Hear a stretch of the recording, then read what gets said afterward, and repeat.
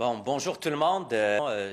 Comme vous tous, j'ai eu le communiqué de presse du ministère de l'Immigration et du ministre de l'Immigration il y a quelques heures, quelques minutes aussi.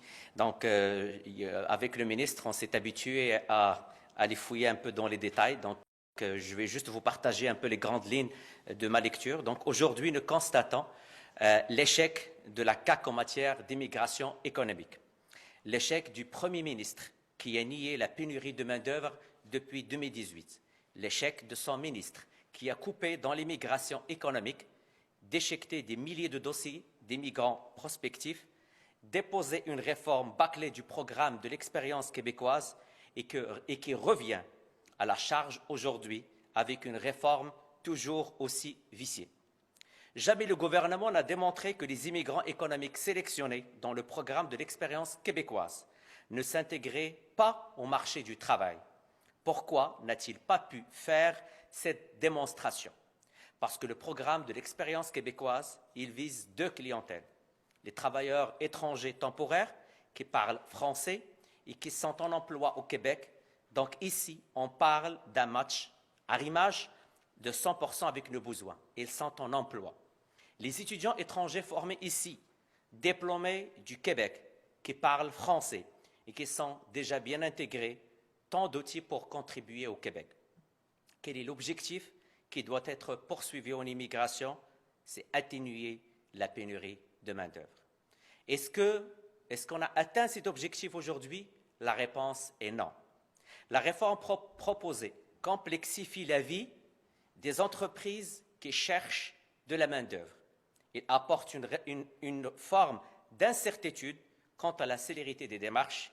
L'analyse du dossier passe de 20 jours à 6 mois. C'est 9 fois plus lent. La réforme proposée complexifie la vie des étudiants étrangers ainsi que des travailleurs.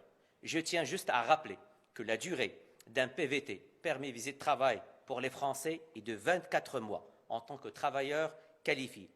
Le nombre de mois pour demander le CSQ, c'est 36 mois.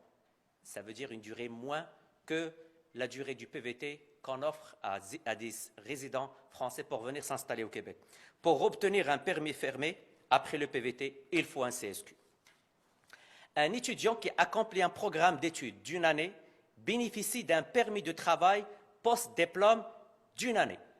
Puisqu'on exige une année d'expérience sur le marché du travail, l'étudiant en question doit se trouver un travail au jour 1 de son permis de travail. Il doit déposer son dossier au 365e jour. Et il se passe quoi avec le délai de traitement de 6 mois?